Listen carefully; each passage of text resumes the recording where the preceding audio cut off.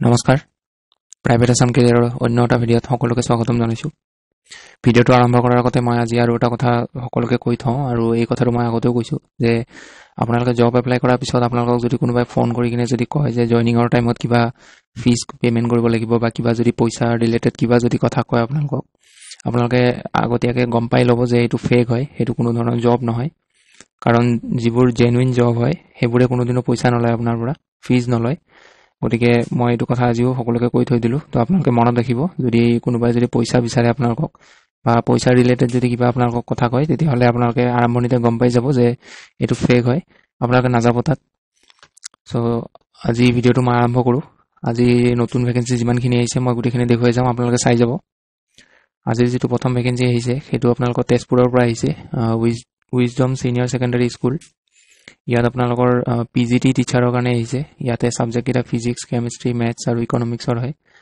এইকেইটা আপোনালোকৰ teaching ফেকাল্টিৰ vacancy. এতিয়া নন টিচিঙৰো আছে, আপোনালোকৰ marketing manager, boys hostel warden আৰু হোষ্টেল ছুপাৰিণ্টেণ্ডেণ্ট। এইকেইটা পোষ্ট হয় নন টিচিঙৰ কাৰণে। আৰু আপোনালোকৰ চেলাৰী এট্ৰেক্টিভ চেলাৰী, ফুডিং আৰু লজিং ফেচিলিটি এভেইলেবল। স্কুলৰ ফালৰ পৰা আপোনালোকক থকা আৰু খোৱাটো দিয়া হ'ব। আৰু মেইল দিয়া আছে, মেইলত বায়'ডাটা পঠিয়াব। লাষ্ট ডেট হ'ব আপোনালোকৰ 20 ফেব্ৰুৱাৰী। আৰু কোৱালিফিকেশ্যনখিনি আপোনালোকে হয়তো জানে যে টিচাৰৰ কাৰণে আপোনালোকৰ মাষ্টাৰ ডিগ্ৰী থাকিব লাগিব আৰু BEd লাগিব। আৰু নন টিচিংখিনিৰ কাৰণে আপোনালোকৰ মাৰ্কেটিং মেনেজাৰৰ কাৰণে MBA কৰা হ'লে হ'ল, নহ'লে গ্ৰেজুৱেশ্যনৰ লগতে যদি এক্সপিৰিয়েঞ্চ আছে হৈ যাব। আৰু বইজ হোষ্টেল ৱাৰ্ডেনৰ কাৰণে গ্ৰেজুৱেশ্যন লাগিব, আৰু হোষ্টেল ছুপাৰিণ্টেণ্ডেণ্টৰ কাৰণেও আপোনালোকৰ গ্ৰেজুৱেশ্যনে লাগিব। চ' এপ্লাই কৰি ল'ব সোনকালে। এইটো আছিলে 1 নম্বৰ ভেকেঞ্চি। আজি 2 নম্বৰ যিটো ভেকেঞ্চি হয় সেইটো আপোনালোকৰ north east cane and bamboo development কাউন্সিলৰ পৰা আহিছে। ইয়াত যিটো পোষ্ট মুকলি হৈছে সেইটো হ'ল অফিচ এছিষ্টেণ্ট কাম পাৰ্চনেল এছিষ্টেণ্ট, PA হয়। এইটো কোৱালিফিকেশ্যন আপোনালোকৰ গ্ৰেজুৱেট লাগিব এনি ষ্ট্ৰীম, আৰু লগতে আপোনালোকৰ ফ্লুৱেণ্ট হ'ব লাগিব ইংলিছ লেংগুৱেজত, আৰু তাৰ লগতে আপোনালোকৰ কম্পিউটাৰ নলেজ থাকিব লাগিব। ৱৰ্ড, এক্সেল, পাৱাৰ পইণ্ট এইকেইটা বস্তু ভালকৈ জানিব লাগিব। মেইল এক্সেছ কৰিব জানিব লাগিব, ইণ্টাৰনেট ইউজ কৰিব জানিব লাগিব। আৰু এইটো আপোনালোকৰ পাৰ্চনেল এছিষ্টেণ্ট হ'ব লাগিব। আপুনি মেনেজিং ডাইৰেক্টৰ যিজন থাকিব তেওঁৰ পাৰ্চনেল এছিষ্টেণ্ট হ'ব লাগিব। কোনোবাই যদি এপ্লাই কৰিব বিচাৰে ইয়াতে মেইল দিয়া আছে, মেইলত এপ্লাই কৰি ল'ব। আৰু এপ্লাই কৰাৰ লাষ্ট ডেট হ'ব 28 ফেব্ৰুৱাৰী। ইয়াত দিয়া আছে the screening committee will short list eligible candidates and call for an interview. আপোনালোকক যদি শ্বৰ্ট লিষ্ট কৰে কল কৰা হ'ব। এইটো আছিলে 2 নম্বৰ ভেকেঞ্চি। আজি 3 নম্বৰ যিটো ভেকেঞ্চি সেইটো আপোনালোকৰ মহেন্দ্ৰ এডুকেশ্যন প্ৰাইভেট লিমিটেডৰ পৰা আহিছে। লোকেশ্যন হ'ব তেজপুৰ। ইয়াত আপোনালোকৰ ফেকাল্টিৰ ভেকেঞ্চি হয়, এইটো কোচিং ইনষ্টিটিউট হয় এটা। ইয়াত প্ৰথম যিটো পোষ্ট আহিছে ৰিজনিঙৰ কাৰণে হয়, আৰু 2 নম্বৰটো ইংলিছৰ কাৰণে। 3 নম্বৰটো আপোনালোকৰ জেনেৰেল এৱাৰনেছ বা জেনেৰেল নলেজৰ কাৰণে হয়, GSৰ কাৰণে। 4 নম্বৰটো মেথছৰ কাৰণে হয়। আপোনালোকৰ চেলাৰী এট্ৰেক্টিভ দিয়া আছে, আৰু ফুডিং আৰু লজিং ফেচিলিটিখিনি দিয়া হ'ব কোচিং ইনষ্টিটিউটৰ পৰা। কোনোবাই যদি এপ্লাই কৰিব বিচাৰিছে ইয়াতে মেইলটোত বায়'ডাটা পঠিয়াই এপ্লাই কৰি ল'ব। আৰু লাষ্ট ডেট হ'ব আপোনালোকৰ 18 ফেব্ৰুৱাৰী, মানে অহাকালি হ'ব। আজিৰ পিছৰ যিটো ভেকেঞ্চি সেইটো আপোনালোকৰ হিন্দুৱেৰ এপ্লায়েন্সৰ পৰা আহিছে। ইয়াত আপোনালোকৰ মেল ফিমেল চেলছ এক্সিকিউটিভৰ ভেকেঞ্চি ওলাইছে 1 নম্বৰটো, আৰু 2 নম্বৰটো হ'ল আপোনালোকৰ ৰিচিপশ্যনিষ্ট ডাইৰেক্ট মাৰ্কেটিঙৰ কাৰণে। কোৱালিফিকেশ্যন আপোনালোকৰ ইয়াতে দিয়া আছে, দুইটাৰে কাৰণে আপোনালোকৰ HSLC অনৱাৰ্ড বুলি দিয়া আছে, মানে মেট্ৰিক পাছ কৰা হ'লে বা ক্লাছ 10 পাছ কৰা হ'লে আপোনালোকে এপ্লাই কৰিব পাৰিব। তাৰ ওপৰত যদি কোৱালিফিকেশ্যন বেছি আছে আৰু এক্সপিৰিয়েঞ্চ আছে তেতিয়াহ'লে আগত প্ৰিফাৰেঞ্চ দিব। লোকেশ্যন আপোনালোকৰ গুৱাহাটী হ'ব। আৰু ইয়াত দিয়া আছে চাওক হেভিং ফিক্স চেলাৰী ফিক্স থাকিব, লগতে ইনচেণ্টিভ থাকিব। চেলছৰ কামত ইনচেণ্টিভ থাকে, মই আগতেও কৈছোঁ। Foreign tour, target based, scope or promotion এইখিনি আপোনালোকৰ ফেচিলিটি থাকিব, প্ৰমোশ্যনৰ ফেচিলিটি পাব। এতিয়া ইণ্টাৰভিউৰ কাৰণে আপোনালোকে যাব পাৰিব, চাওক ইয়াতে দিয়া আছে। ৱক ইন ইণ্টাৰভিউৰ কাৰণেও যাব পাৰিব ডাইৰেক্ট। আপোনালোকে 18 ফেব্ৰুৱাৰীত যাব লাগিব আৰু 19 ফেব্ৰুৱাৰীত যাব লাগিব, 2 দিন হ'ব ইণ্টাৰভিউ। ৰাতিপুৱা 10টা বজাৰ পৰা ইণ্টাৰভিউ হ'ব, আৰু ইণ্টাৰভিউ আপোনালোকৰ 10টাৰ পৰা 5টা বজালৈকে হ'ব। আৰু এড্ৰেছটো চাই লওক, জালুকবাৰী অপজিট বুঢ়া মছজিদ, গুৱাহাটী। তো জালুকবাৰী আপোনালোকৰ ইণ্টাৰভিউ এড্ৰেছ হ'ব। কোনোবাই যদি এড্ৰেছটো বিচাৰি নাপায়, কিবা অসুবিধা হয়, ইয়াতে মোবাইল নম্বৰ দিয়া আছে, এটা কল কৰি ল'ব। আৰু এইটোৰ লাষ্ট ডেট আপোনালোকৰ 19 ফেব্ৰুৱাৰী। আজি পিছৰ যিটো ভেকেঞ্চি আহিছে সেইটো হ'ল আপোনালোকৰ ছফ্টৱেৰ ফেকাল্টিৰ ভেকেঞ্চি হয়। এইটো কম্পিউটাৰ টিচাৰৰ ভেকেঞ্চি হয়, CECৰ পৰা আহিছে, ফাটাছিল। এড্ৰেছটো হ'ব ফাটাছিল আমবাৰী। ইয়াতে মেইল দিয়া আছে, কোনোবাই যদি এপ্লাই কৰিব বিচাৰে ইয়াতে এপ্লাই কৰি ল'ব। আৰু লাষ্ট ডেট দিয়া আছে ইয়াতে 18 ফেব্ৰুৱাৰী।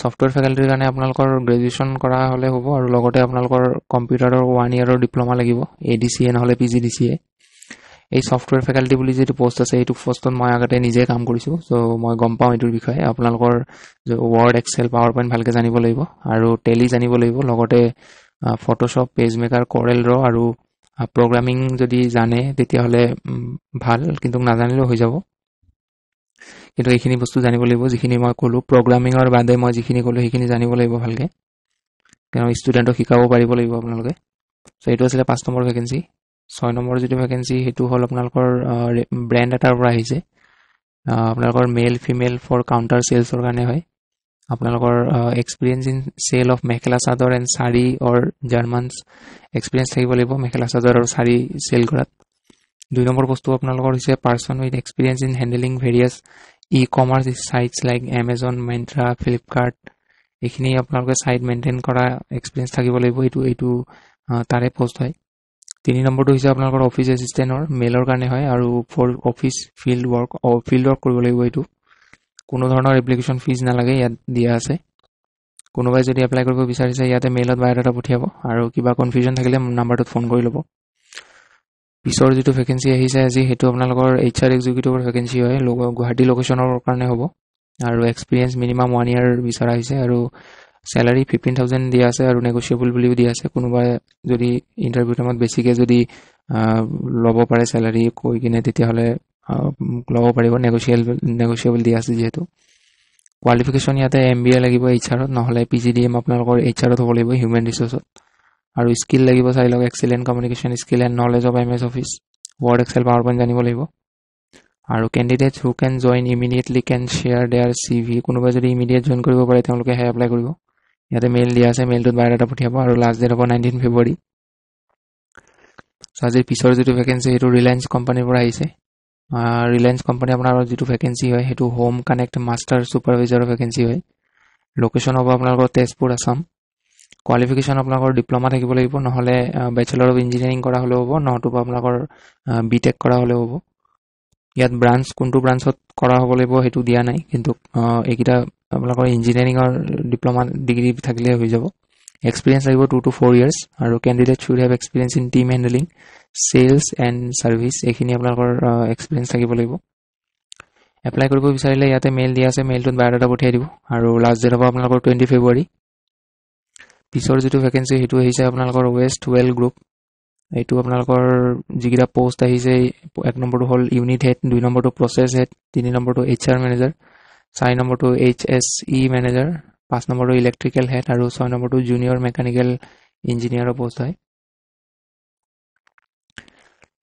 7 নম্বৰটো আপোনালোকৰ ইনষ্ট্ৰুমেণ্টেশ্যন ইঞ্জিনিয়াৰ আৰু 8 নম্বৰটো ছিনিয়ৰ এক্সিকিউটিভ বা এছিষ্টেণ্ট মেনেজাৰ একাউণ্টছৰ কাৰণে হয় ইয়াতে কোৱালিফিকেশ্যনবিলাক মেনশ্যন কৰা নাই কিন্তু মই তথাপিও এবাৰ কৈ দিছোঁ ইউনিট হেডৰ কাৰণে কোৱালিফিকেশ্যন গ্ৰেজুৱেশ্যন থাকিলে হ'ল আৰু প্ৰচেছ হেডৰ কাৰণেও গ্ৰেজুৱেশ্যন আৰু HRৰ কাৰণে MBA নহ'লে PGDM কৰা হ'লে হ'ল HRৰ কাৰণে আৰু HSE মেনেজাৰৰ কাৰণেও আপোনালোকৰ গ্ৰেজুৱেশ্যন হ'লে হ'ব ইলেক্ট্ৰিকেলৰ কাৰণে আপোনালোকৰ ITI থাকিব লাগিব আৰু জুনিয়ৰ মেকানিকেল ইঞ্জিনিয়াৰৰ কাৰণে আপোনালোকৰ ITI নহ'লে BTech বা BE থাকিলেও হ'ব ইনষ্ট্ৰুমেণ্টেশ্যন ইঞ্জিনিয়াৰৰ কাৰণেও ITI হ'লে হ'ব আৰু ছিনিয়ৰ এক্সিকিউটিভ বা এছিষ্টেণ্ট মেনেজাৰ একাউণ্টছৰ কাৰণে BCom নহ'লে MCom কৰা হ'লে হ'ব আৰু এক্সপিৰিয়েঞ্চটো লাগিবই আপোনালোকৰ candidate must have experience in বায়' ৰিফাইনাৰিজ বায়' ফিউল প্লাণ্টছ অৰ লিকুৱাৰ ইণ্ডাষ্ট্ৰি এইকেইটা আপোনালোকৰ এক্সপিৰিয়েঞ্চ থাকিব লাগিব এইকেইটা ইণ্ডাষ্ট্ৰিত তেতিয়াহে এপ্লাই কৰিব নহ'লে এপ্লাই নকৰিব লোকেশ্যন হ'ব আপোনালোকৰ গুৱাহাটী আছাম কোনোবাই এপ্লাই কৰিব বিচাৰিলে ইয়াতে এইটো মেইলত বায়'ডাটা পঠিয়াই এপ্লাই কৰি ল'ব আৰু আপোনালোকৰ প্লিজ মেনশ্যন পজিশ্যন নেম কোনটো পোষ্টত এপ্লাই কৰে পোষ্টটো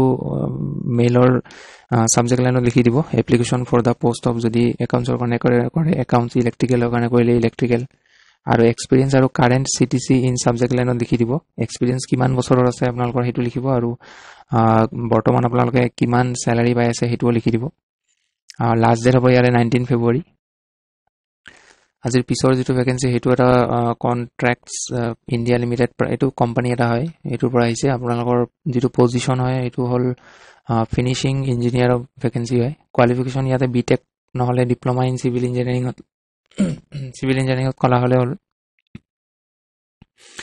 এক্সপিৰিয়েঞ্চ লাগিব ইয়াতে 5 to 7 years building construction experience is mandatory আৰু লোকেশ্যন হ'ব আপোনালোকৰ আছাম বঙাইগাঁও কোনোবাই এপ্লাই কৰিব বিচাৰিলে ইয়াতে মেইলটোত বায়'ডাটা পঠিয়াই এপ্লাই কৰি ল'ব। চ' এইখিনি আছিলে আজিৰ দিনটোৰ ভেকেঞ্চিখিনি। মই গোটেইখিনি আপোনালোকক ডিটেইলছ দেখুৱালোঁ। শেষত মই আকৌ এবাৰ কওঁ যে কোনোবাই যদি জবৰ কাৰণে আপোনালোকৰ পৰা পইচা বিচাৰে বা পইচাৰ কথা কিবা যদি কয়, আপোনালোকে গম পাব যে এইটো ফেক হয়। আপোনালোকে জইন নকৰিব বা নাযাব। চ' কাৰণ জব যিমানবোৰ জেনুইন হয়, মই ওপৰতো ক'লোঁ যে এইবোৰত কোনো ধৰণৰ পইচা নলয়। চ' পইচাৰ পৰা অলপ সাৱধানে থাকিব সকলোৱে। চ' আজিলৈ এইখিনি আছিলে। লগ পাম পুনৰ এটা নতুন ভিডিঅ'ত। চ' আজিলৈ এইখিনি আছিলে। ধন্যবাদ।